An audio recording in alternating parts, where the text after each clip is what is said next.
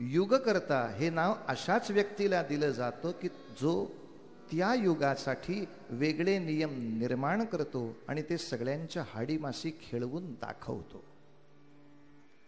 मग शिवाजी महाराजांनी असा कोणता वेगळा नियम तयार केला आणि कोणता वेगळा नियम आमच्या रक्तामध्ये भरला की जो सातत्याने आचरला जाईल? युगकर्ता. आणि यासाठी तो नियम महत्वाचा असा आहे की सज्जनांनी आपलं युद्ध, भक्तांनी आपला संघर्ष हा ध्येयासाठी चालू ठेवायचा आहे, व्यक्तीसाठी चालू ठेवायचा नाही. व्यक्ती येतील जातील, तो तर काळाचा नियम आहे, पण जोपर्यंत साध्याला तुम्ही पोचत नाही तोपर्यंत संघर्ष थांबवायचा नाही. हा शिवयुगाचा नियम त्यांनी निर्माण केलेला आहे. कारण आतापर्यंत शिवाजीराजांच्या अलीकडच्या 1000 काळातला इतिहास पाहिला तर बहुतांशी हिंदुस्थानामध्ये हिंदू लोकांची सैन्य लढली ती राजासाठी लढली आणि परिणामतः राजा गेल्यावर युद्ध संपली, राज्य संपली आणि ती परत उभीच राहिली नाहीत. 2 ते 3 मासले दिले म्हणजे पुरेसे आहे. अगदी पहिलं दिल्लीचं हिंदुस्थानचं सिंहासन आपल्या हातून गेलं ते पृथ्वीराज चव्हाणच्या वेडेपणामुळे. निश्चितपणे हा शब्द असाच म्हणायला हवा. 13 वेळा शत्रूला सोडणं हा कुठलाही उदारपणा नाही, हा मूर्खपणा होता. तेव्हा आता नाहीतर मग पृथ्वीराजला आपल्याला मोठंच म्हणायचं असेल तर शत्रूला सोडून देणाऱ्यांना पृथ्वीराज पारितोषिक देत जाऊया आपण. पण देशावरती चाल करून आलेल्या शत्रूला एकदा संधी देणं हा सुद्धा जिथे राष्ट्रीय गुन्हा आहे तिथे 10-10 वेळा त्या माणसाने त्या सगळ्या आतंकवादाला सोडून दिला हे कोणीही कौतुकाने सुद्धा सांगू नका, नाही तर याच्यानंतर सोडून देणारे कार्यकर्ते पृथ्वीराज तयार होतील. शत्रूला सोडून देणं हा काही फार मोठा सद्गुण नव्हता त्याच्यामध्ये. त्याच्या वेडेपणाने त्यांनी 13 वेळा घोरीला सोडला होता. 14व्यांदा घोरीनं जी स्वारी केली त्याच्यामध्ये दगाफटका झालाच होता. या सगळ्या दगाफटक्यामध्ये जेव्हा पृथ्वीराज पकडला गेला एवढी एक वार्ता पुरली. पृथ्वीराज पकडला गेला, पृथ्वीराज घुरीच्या हातात गेला, संपलं. सैन्य पळालं, युद्ध संपलं, दिल्ली ताब्यात गेली. पुढे 800 वर्ष दिल्लीमध्ये भगवा झेंडा फडकायची चोरी. एकदा युद्ध संपलं की परत हिंदू साम्राज्य उठतच नाही. त्याच्यानंतर एक प्रयत्न असा झाला जो आंध्रामध्ये केला गेला. शृंगेरी पीठाचे आचार्य विद्यारण्य स्वामी यांचा आशीर्वाद घेऊन हरिहर आणि बुक्कराय या 2 भावांनी मिळून एक विजयनगरचं हिंदू साम्राज्य उभा करायचा अत्यंत यशस्वी प्रयत्न केला होता. आणि इतकं सुंदर वैभवशाली वैभव संपन्न असं विजयनगरचं साम्राज्य असताना त्यावर पुन्हा एकदा अशी आदिलशाही, निजामशाही, इमामशाही, बरीचशाही एकत्र कोसळली. संपला. विजयनगरचा राजा हाती आला, त्याचं मुंडकं तोडलं गेलं, ते सेनेमध्ये नाचवलं गेलं. ते पाहिल्याबरोबर 9 लाखाची सेना पळत सुटली. राजा मेला, आता काय करायचं आम्ही लढून? सडकून पराभव विजयनगरच्या साम्राज्यामध्ये भोगायला लागला. शत्रूची सेना अक्षरशः किरकोळ होती, पण आमचा राजा गेला आणि युद्धाची इच्छाच संपली. महाराष्ट्रामध्ये देवगिरीवरती राज्य केलं होतं राजा रामदेवरायानं. त्याच्यावरही अल्लाउद्दीन खिलजीची स्वारी झाली. त्याही युद्धाचा रंग असाच फिरला. युद्ध करता करता राजा रामदेवराय पकडला गेला, अंकित झाला. ही एकदा वार्ता पोचली, सैन्य पळालं. देवगिरीचं साम्राज्य हातातून गेलं ते गेलंच. पृथ्वीराजाचा इतिहास, देवगिरीचा इतिहास आणि त्याच्या मागोमाग विजयनगरचा इतिहास हे या 1000 वर्षातले इतिहास असताना शिवरायांनी प्रत्येक युद्धामध्ये आपल्या मावळ्यांना शिकवायला सुरुवात केली, माणसासाठी लढत जाऊ नका. माणूस गेला म्हणून युद्ध थांबवायचं नाही. युद्ध हे आपलं ध्येय पूर्ण करण्यासाठी आहे. हिंदवी स्वराज्य उभं करण्यासाठी आपण लढतोय, त्यांचं राज्य यावं म्हणून नाही. एखाद्या वेळी त्या हिंदवी स्वराज्याच्या सिंहासनावर दुसराही कोणी त्याहून लायक मनुष्य आला तर आनंदच वाटायला हवा. शिवाजी नाही नो मग आम्ही नाही, हाही वेडेपणा नका करू. व्यक्ती केंद्रित होऊ नका, ध्येय केंद्रित व्हा. दुर्दैवाने शिवरायांचा इतिहास आजही तितका हाडीमाशी आपल्या रुळत नाही. अजूनही माणसं व्यक्ती केंद्रित खूप राहतात, ध्येय केंद्रित फार कमी असतात. का हो? कालच्या कार्यक्रमाला आला नाहीत. आम्ही ज्यांच्या केंद्रात जातो ते महाराज येत नाहीत ना तिथं. हा बेडूक बसला त्याच्या विहिरीत जाऊन, तोही येत नाही. परत दुर्दैवाने या सगळ्या महाराजांनाही असं कधी वाटत नाही की आपण सगळे एकत्र येऊन हा भक्त समुदाय एकत्र आणू. यांच्याकडे गेलं की ह्यांच्याकडे कशाला जायचं, त्यांच्याकडे गेलं की त्यांच्याकडे कशाला जायचं. ह्याच व्यक्तिवादामध्ये मनुष्य अडकून राहतो. माणसात अडकू नका. अफजल खानाच्या स्वारीच्या वेळेला सुद्धा राजांनी मृत्यूपत्र लिहून पाऊल टाकलं. मृत्यूपत्र लिहून पाऊल टाकलं आणि सगळ्यांना सांगितलं, समजा मी तिथे मारला गेलो तरी सुद्धा स्वराज्याची चळवळ थांबता कामा नये. माझा 2 वर्षाचा मुलगा शंभूराजा आहे, तो सिंहासनावर बसेल. जिजामातोश्री या सिंहासनाचे पुढचे सगळे जबाबदारीचे अधिकार पेलतील, पण त्यांच्या आज्ञेत राहून हिंदवी स्वराज्य उभं राहणं हे आपलं ध्येय आहे. या भूमीवरती संतांचं राज्य, देवाचं राज्य, न्यायाचं राज्य, धर्माचं राज्य, संस्कृतीचं राज्य हे आणण्यासाठी आपला संघर्ष चालू आहे. कोणा एकाला सिंहासनावर बसवण्यासाठी हा विषय चाललेला नाही. आणि म्हणून अफजल खानाला भेटण्यासाठी जी जागा मुकरर केली होती त्या जागेवर नेम धरून एक तोफ ठेवली होती वरती माचीवर, आणि त्या तोफखान्यावाल्याला सांगितलं होतं एक विशिष्ट वेळेपर्यंत वाट पहा. या वेळेपेक्षा जास्त वेळ झाला तर समजून चाल, बहुतेक मी मारला गेलोय. अफजल खान प्रचंड शक्ती संपन्न आहे आणि शत्रूला कमजोर मानणं हा इतिहासातला सगळ्यात मोठा दगा आहे. इतिहासामध्ये हरण्याच्या कारणातलं सगळ्यात मोठं कारण शत्रू कमजोर आहे असं. त्याला काय जमणार आहे, कळली तुझी अक्कल, त्याला काय जमणार आहे, ही अफजल खानाची भूमिका होती म्हणून मेला तो. आणि काहीही होईल आपण तयार पाहिजे, ही राजांची भूमिका होती प्रत्येक युद्धात. काहीही होईल, कारण शेवटी चिलखत इथून खाली असणार आहे. गळा मोकळा आहे तुमचा, शिरस्त्राण डोक्याच्या वर असणार आहे, डोळे मोकळे तुमचे, कान मोकळे आहेत. बाकी काहीही न करता अफजल खानाने नुसतं नरड जरी पकडलं तरी सोडवणं इतकं सोपं नाही आहे. मी जर मारला गेलो तर अफजल खान इथून जिवंत परत जाता कामा नये. माझ्या सगळी छावणी उडवायची. वरती तोफखानावाल्याला सांगून ठेवलं होतं, जिजामातोश्रींना मृत्यूपत्र लिहून राजे निघून आले होते. काय अवस्था असेल आईची, आपल्या मुलाकडून मृत्यूपत्र लिहून घेत होती ती. आग्र्याला जाताना दुसरं मृत्यूपत्र केलं होतं की आग्र्याच्याही अटकेतनं मी येईन असं मला वाटत नाही, कारण जवळजवळ 80% स्वराज्य देऊन टाकावं लागलं होतं तहात. पण याही प्रकरणातनं राजे परत आले. अख्खं गेलेलं तर मिळवलंच, पण शत्रूच्या हातातलं पुन्हा आणखीन मिळवलं. हिंदवी स्वराज्य उभं करून दाखवलं. मात्र हा नियम आता प्रत्येकाच्या हृदयात पाहिजे. या दृष्टीनं जेव्हा 1680 साली राजांचं निर्याण झालं,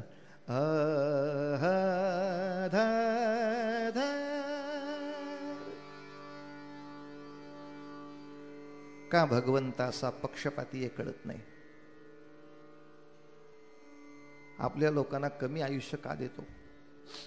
शहाजी राजांना फक्त 70 वर्ष, शिवाजी महाराजांना 50 वर्ष, शंभूराजांना 32 वर्ष, राजाराम राजांना 25 वर्ष, बाजीराव पेशव्यांना 40 वर्ष, आणि औरंगजेब 90 वर्षाचं म्हातारं मरता मरत नाही. हो, मरता मरत नाही. म्हणजे नुसते स्वराज्यातले नव्हे तर पलीकडची माणसं सुद्धा देव पाण्यात ठेवून बसली होती. मरू दे रे, लवकरच जाऊ, मैतीला जायचा योग दे. पण सगळे त्याच्या मृत्यूची इच्छा करतायत म्हटल्यावर आयुष्य वाढलं हो नालायकाचं. या औरंगजेबाच्या जीवनातली एक 10 वर्ष इकडे दिली असती तर काही बिघडलं असतं का रे? पण नाही ना जमलं, ते नाही ना जमलं. शिवाजी राजांचं अवघ्या 50व्या वर्षी निर्याण झालं. आता औरंगजेबाची कल्पना होती इतिहासाची पुनरावृत्ती होणार. आम्ही येऊन राजा मारण्याच्या ऐवजी आता राजा संपलाच आहे, आता कशाला लोक लढतायत. आणि अशी इच्छा डोक्यामध्ये घेऊन 7 लाखाची फौज घेऊन आला. मात्र औरंगजेब, त्याला समजलं युगाचे नियम बदललेत. आता कोणी शिवाजी राजासाठी लढत नाहीये. राजांचं त्यांचं दोघांचंही स्वप्न एक आहे, हिंदवी स्वराज्य. आता ते त्या स्वप्नासाठी लढताय. पुढे शंभूराजांच्या हाताखाली सेना आली. जवळजवळ 9 वर्षाचा संघर्ष झाला. शंभूराजे गेले. पुढे राजारामांच्या हाती सगळी सत्ता आली. राजारामांच्या बरोबरीनं सगळ्या सैन्याने युद्ध केलं. पुन्हा 10 वर्ष राजाराम राजे संपले. त्यांची पत्नी ताराबाई, तिच्या हाताखाली सेना एकवटली. युद्ध चालू राहिलं. आश्चर्याचा धक्का बसला जगाला. शिवाजी राजे गेल्यानंतर महाराष्ट्र अखंड 27 वर्ष लढत राहिला. ध्येयासाठी लढत राहायचं, माणसासाठी थांबायचं नाही. शंभूराजे येतील जातील, राजाराम राजे येतील जातील, ताराबाई असतील नसतील, हिंदवी स्वराज्य भगवा झेंडा विजयी होत राहायला पाहिजे. आश्चर्य वाटायची वेळ येते जेव्हा राजाराम राजे सुद्धा तितके महाराष्ट्रात नव्हते. राजगादी नव्हती, राजखजिना नव्हता. कोण कोणाला पगार देणार? पगारच नाही, बोनस कुठला? टीएडीए वाटेल ते करून कोणाला मिळायचं नाही. काही नसताना 17 वर्ष माणसं लढत राहिली. जेव्हा बेळगावमध्ये शिवाजी महाराजांचा पुतळा उभा करायचा होता तेव्हा काही लोकांनी ओरडायला सुरुवात केली. बेंगलोरमधल्याही लोकांनी ओरडायला सुरुवात केली. कर्नाटकासाठी काय शिवाजीराजांनी केलाय, आमच्या इथं कशाला त्याचा पुतळा करू? तेव्हा तिथल्या इतिहासकारांनी मात्र मोकळेपणाने सांगितलं, अरे वेड्यानो, तुम्हाला तुमच्या प्रांतात व्यापारी प्रगती करता आली, पण तुमचा व्यापार खाणारा शत्रू महाराष्ट्रानं 25 वर्ष इथं गुंतवून ठेवला होता. 25 वर्ष महाराष्ट्र झुंजत राहिला. गुजरात व्यापारात तुमच्यामुळे मोठं होऊ शकलं, बिहार तुमच्यामुळे मोठा होऊ शकला. हे सगळे तिथे जर सैतान नाचत राहिले असते तर उद्योग नसते जमत तुम्हाला.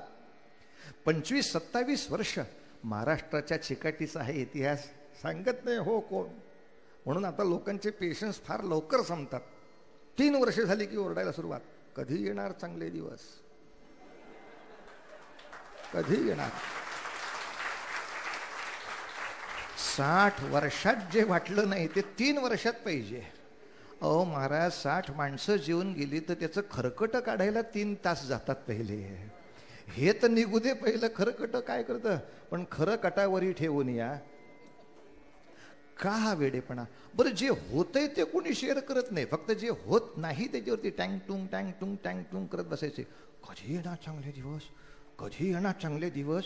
अरे बाबा, आत्तापर्यंत गेल्या 60 वर्षाच्या भारताच्या इतिहासात शत्रूच्या घरात घुसून त्याला कानफडीत मारून येणारं भारतीय सैन्य कोणी बघितलंच नव्हतं. फक्त लालबहादूर शास्त्रींच्या वेळेला झालं, त्याच्यानंतर भारतात झालंच नाही. इतक्या कालखंडानंतर भारताने पुन्हा एक सर्जिकल स्ट्राईक करून दाखवला. या 3 वर्षाच्या कालखंडामध्ये शत्रूच्या घरात जाऊन चापराक मारून आले. एवढ्या मोठ्या गोष्टी जगाने मान्य केल्या. अमेरिकेनं सुद्धा अविश्वास दाखवला नाही की हे खरंच झालंय का नाही. केजरीवाल म्हटले खरंच झालंय का नाही. आणि हे ते म्हटल्याबद्दल पाकिस्तानने त्यांना सत्कार केला. म्हणजे ते कुठल्या सत्कारासाठी बोलले तेही कळलं. आता हा झाडू कसा चालवायचा? स्वतःच्या डोक्यात नको चालवायला आधी? की कशासाठी? शत्रूची कौतुकं मिळण्यासाठी आपल्या सैनिकांचे अपमान आपणच आपल्या तोंडाने करावे, पण बोलायचं काम नाही. आज भाजपचं प्रतीक असलेलं कमळ, त्या कमळालाच म्हणतात अरविंद. त्यामुळे आता कुठल्याच शब्दावरती भाष्य करणं हे धोक्याचं आहे. त्यामुळं आपण कीर्तनामध्ये नियम करून टाकलेला आहे, कुठल्याही अशा विषयावर कीर्तनात आपण बोलायचं नाही. ओघात आलं तर सांगायचं, पण बोलायचं नाही. आपला पक्का नियम आहे. या विषयावर बुवा बोलले का? नाही. मग काय केलं? सांगितलं असं असं झालं, मग बोलले काय? अक्षर बोलायचं नाही. याला कायदेशीर भाषा म्हणतात. कायद्याच्या भाषेत आपण त्याच्यावर काहीही बोलायचं नाही. आपलं आपल्याला कळलं पाहिजे. जे चांगलं चाललंय ते कोणी बघावं. आपण चांगल्याचा हिशोब ठेवत नाही. महाराष्ट्राने 27 वर्ष आपला तग धरला. जेव्हा औरंगजेब बादशहा महाराष्ट्रातच मरण पावला तेव्हा युद्ध थांबलं. आता हिंदवी स्वराज्याला तसा धोका नव्हता. मला इथून पुढचा काळ सुरू करायचा आहे. मौज अशी आहे की बाजीराव पेशव्यांचं चरित्र मध्येच बाजीराव जन्माला आल्यापासून जर सुरू केलं तर एखादी जुनी हिंदी मालिका बघितल्यासारखं वाटेल. ह्याच्या आधी काय झालं सांगावं? कोण कोणाचे कोण आहे तेच कळत नाही म्हणले याच्यामध्ये. आता नावं तुमच्या आमची एकमेकांना माहिती आहेत म्हणून ठीक आहे, पण खरं मधनच कथा सुरू करण्याने यांचा मोठेपणा तेवढा नाही कळणार. मंदिराची पायाभरणी करण्यासाठी या पायतळी जे चिरे गेलेले आहेत त्यांचा एक मुद्दा महत्त्वाचा विचारात घेतला पाहिजे. आणि 1707 साली एक छोटीशी शंका आपल्याला येऊ शकते. शंभूराजे हाल करून मारले गेले, त्यांच्यावर सुद्धा सिनेमा तयार झालाय, पण बाहेर येत नाही, मतं जातील म्हणून. ज्याचा प्रोमो सुद्धा येऊन गेला आता, पण तो बाहेर येऊ शकत नाही. मताचं राजकारण इतिहासाला थांबवणार आहे. शंभूराजे संपल्यानंतर पुढची स्वराज्याची सूत्र शंभूराजांच्या मुलांनी का घेतली नाहीत, धाकट्या भावाने का घेतली? तर याचं उत्तर सोपं आहे, साधं आहे, आपल्याला समजायला सोपं आहे. शंभूराजांच्या मृत्यूनंतर शंभूराजांचे चिरंजीव आणि शंभूराजांची पत्नी ही औरंगजेबानं कैद केली. कैद याचा अर्थ वाकडा तिकडा अर्थ करू नका. म्हणजे हातापायात बेड्या घातल्या, चट्ट्यापट्ट्याचे ड्रेस घातलेत आणि येरवडा जेलमध्ये कशी माणसं जातात तसे जेलचे कपडे घालून काहीतरी ती बिचारी येते, असं काही झालेलं नाही. हातीपायी कोणाच्या बेड्या नाही घातल्या, पण त्यांना मुघलांच्या छावणीमध्ये त्यांच्या पहाऱ्यात राहावं लागेल अशा बोलीवरती महाराणी येसूबाई म्हणजे शंभूराजांची पत्नी आणि तिचा पुत्र ज्याचं नाव शाहू ठेवलं होतं तो, हे औरंगजेबाच्या कैदेमध्ये औरंगजेब मरेपर्यंत म्हणजे शंभूराजांच्या मृत्यूपासून औरंगजेबाच्या मृत्यूपर्यंत म्हणजे 17 वर्ष नजर कैदेत राहिले. आणि या 17 वर्षात औरंगजेबानं एक जबरदस्त डाव साधला होता. शाहूराजांना कोणत्याही परिस्थितीत त्यांनी युद्ध कौशल्यात प्रवीण होऊ दिलं नाही. युद्ध कौशल्यात प्रवीण होऊ दिलं नाही अर्थात शिवाजी राजांच्या काळापासून स्वतःमध्ये आलेली जी प्रगल्भ अफाट बुद्धिमत्ता होती, माणसाला पारखण्याची जी दृष्टी होती, ती काही कोणी काढून घेऊ शकत नाही. शाहू राजांना ती नेतृत्वाचीही दृष्टी होती, उदारतेचीही दृष्टी होती. शाहूराजे म्हणजे शंभूराजांचे चिरंजीव इतके लहान आहेत आणि ते औरंगजेबाच्या कैदेत आहेत, म्हणून ते पुढची धुरा घेऊ शकत नाहीत, म्हणून ती धाकट्या भावाच्या हातात आली. आता गडबड अशी झाली आहे, धाकट्या भावाला पण मुलगा झाला, त्याचंही नाव शाहू ठेवलं.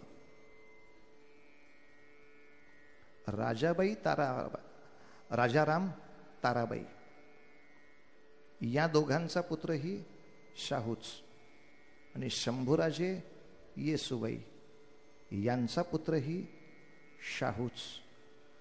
1707 औरंगजेब संपला आणि ती सगळी उरलेली सेना दिल्लीला जात असताना त्यांनी हा डाव टाकला, आता महाराष्ट्रात आपण काहीही न करता जर देशाचं वाटोळं करायचं असेल तर आपल्या ताब्यात असलेल्या शंभूराजाला सोडा,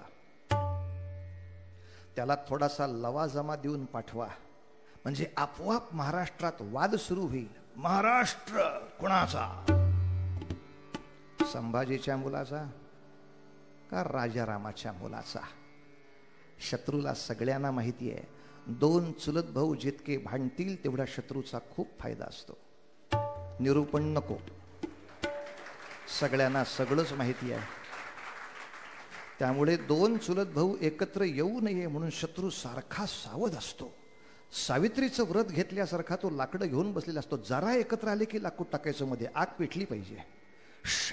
कारण सगळ्यांना माहिती आहे ही दोन्ही भावंड इतकी चांगली आहेत, हे एकत्र आले तर हे सगळे फोलपटाच्या किमतीनं उडतील म्हणून ते एकत्र येऊ देत नाही. दुर्दैवाने अजून त्यांना ती लक्षात येत नाही गोम की अरे हे आपल्याला मुद्दाम बाजूला ठेवतायत.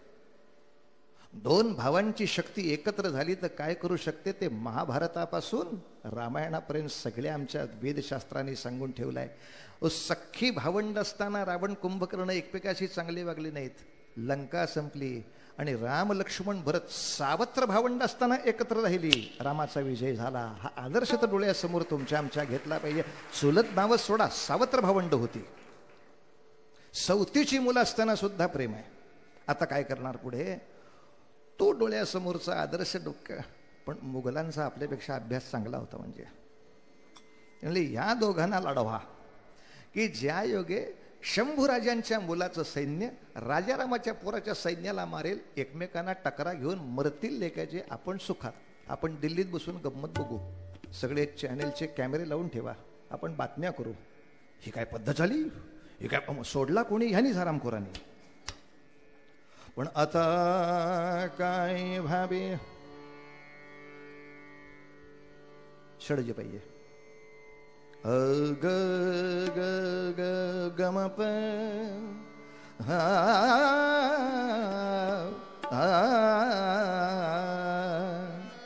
आ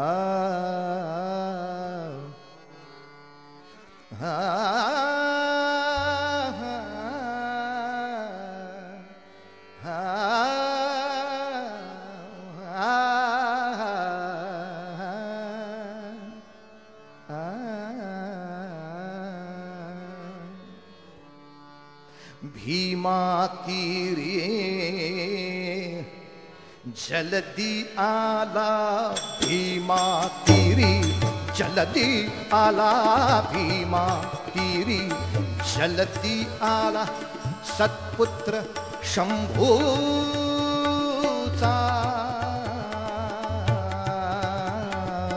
भीमा तीरी जलदी आला, सत्पुत्र शंभूचा.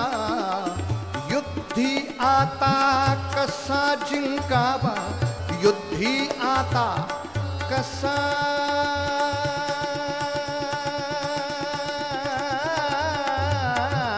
जिंकावा, युद्धी आता कसा जिंकावा. दळभार योग्य रामाचा, भीमा तीरी जलदी आला, भीमा तीरी जलदी आला, भीमा तीरी.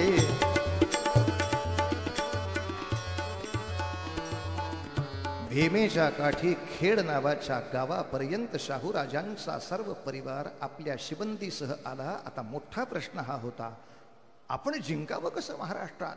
कारण राजाराम राजे आता शिल्लक नाहीत, आहेत त्या फक्त ताराबाई आहेत आणि महाराष्ट्राचं अवघं मंत्रिमंडळ त्यांच्या हाताखाली आहे. सेनापती धनाजी जाधव त्यांच्याबरोबर आहेत, रामचंद्रपंत अमात्य त्यांच्याबरोबर आहेत, अत्यंत स्वामिनिष्ठ खंडो बल्लाळ ताराबाईंच्या बरोबर आहेत. काय होणार युद्धाचं? आणि ताराबाईंनी तर कोल्हापुरामध्ये बैठक घेऊन सर्व सरदारांना सांगितलं, शाहू मुघलाच्या कृपेने मोकळा होऊन इथे आलाय, शत्रू असा कशाला कोणाला मोकळा सोडेल? याच्यामध्ये एक डाव असू शकतो की तो त्यांचा हस्तक म्हणूनच इथे आलाय. तर उद्या ही सत्ता त्याच्या हाती देणं म्हणजे इतकी पिढ्यानपिढ्या आपण जी युद्ध करून सत्ता राखली ती आपण होऊन मुघलांच्या हस्तकाला द्यायची. या शाहूचे चंबुगबाळे उचलून फेकून दिले पाहिजे. यासाठी सगळ्यांनी माझ्या समोर शपथा घ्या. इतकंच नव्हे, हा शाहू खरा शाहू आहे यावरही आमचा विश्वास नाही. कोणी पाहिलाय खरा शाहू कुठे होता? 17 वर्ष तो तर कारागृही होता, त्यांच्या छावणीमध्ये होता. आता हा सांगतो की आम्ही शाहू आहोत, पण हे सांगायला त्यांच्या मातोश्री कुठे आहेत? त्या मुघलांच्याच नजर कैदेत दिल्लीपर्यंत पोचल्या आणि दिल्लीच्या नजर कैदेत ठेवल्या गेल्या. हाच पुत्र शंभूराजांचा आहे, हा पुत्र शंभूराजांचाच आहे, हा आमचाच पुत्र आहे हे सांगायला आई पाठीशी उभी नाही. सरदार जे सांगतायत त्याच्यावरती ताराबाईंचा विश्वास नाही. अशा वेळी जाऊ कुठे? आणि तेव्हा शाहूराजांना आठवण झाली ती एका महत्वाच्या माणसाशी, ते म्हणजे बाजीरावाचे वडील. शाहूराजांचं आसन बळकट करण्यासाठी सगळ्यात महत्वाचा होता तो श्रीवर्धनचा भटवंशाचा.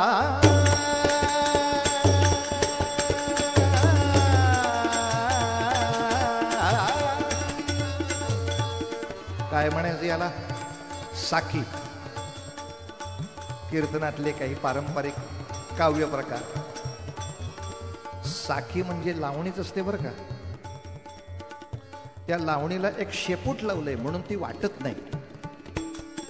श्रीवर्धनचा भटवंशाचा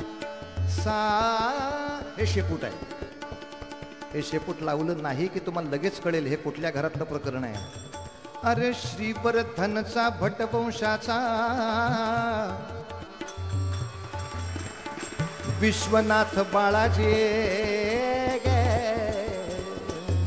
तिथूनच आयात केलेलं प्रकरण आहे हे. पण ती लावणी वाटू नये, नाही तर आतून कीर्तन वरून तमाशाने तर सगळीकडनंच तमाशा व्हायचा आपला. मग त्याला एक शेपूट लावून दिली छानपैकी. श्रीवर्धनचा भटवंशाचा स्वामिनिष्ठ बाळाजी बाळाजी बाळाजी शूर धाडसी ऐसा योद्धा स्वराज्य कार्या राजी हो.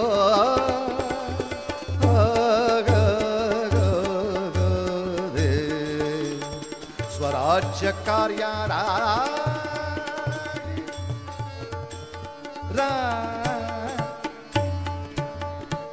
बाळाजी विश्वनाथ भट नावाचा माणूस पुण्याचा सुभेदार आहे, त्याला बोलवा. बाळाजी विश्वनाथ आले.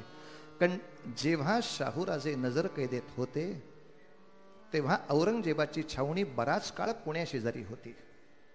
अंतर्गत पद्धतीनं यांच्या भेटी घेऊन त्यांना काही सुविधा पुरवणे हे कार्य बाळाजीवर सोपवले होते धनाजी जाधवानं. आणि अत्यंत योग्य पद्धतीनं बाळाजीनं ते काम संपन्न केलं होतं. म्हणून कैदेमध्ये हेच शाहूराजे आहेत, यांना अनेक वेळेला भेटलेला फक्त हाच माणूस होता. बाळाजी विश्वनाथांना बोलून घेतलं. स्वामी काय करावं? ताराबाईंनी आमच्याशी युद्ध छेडलंय.